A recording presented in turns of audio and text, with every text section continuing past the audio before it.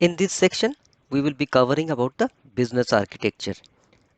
We will also see the domain architecture and the architecture roadmap in this section. Okay. From the conformance viewpoint, I need to show you that what we will be covering. From conformance viewpoint, we will be covering and understand the input to the phase, the business principles, goals and drivers. We will be defining the techniques a little bit we have already seen in architecture vision, but we will still see some of the business modeling wherever required. And then we will be doing the building blocks basically, rather than uh, telling you in this particular course about what is building blocks. I am going to show you build the building blocks, apply it, and see the outputs how it is getting generated. So let me show you the presentations. So with an introduction, we will start the business architecture, and then we will talk about the inputs.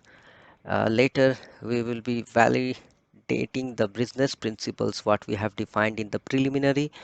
We'll check the business goals and driver. We'll see what is the baseline architecture, how the target architecture look, what is objective here, the business functions, then the business services, the business processes, the gap analysis, a potential source of gap, and we will analyze the gap results, as well as we will do the technical requirements and then update the business requirements in this phase.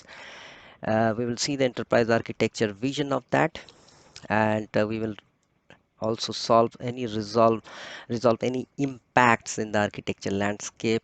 And later I will tell you some of the steps what needs to be followed and update the architecture requirements, and conclude by showing the content meta model and the templates you need to look into.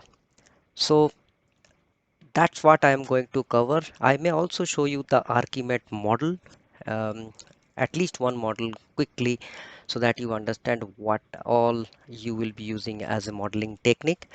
The scope is, I mean, every diagram what I will be showing here, we will be seeing in the context of applying it rather than understanding every technical aspects of it, because here in the TOGAF level 2 course we are not learning application architecture or data architecture. We are applying the architecture which we have learned, and I will be showing you the scope and how you need to apply in your particular use case, or in your projects, or in your digital transformation project. Okay, then see you in the next section.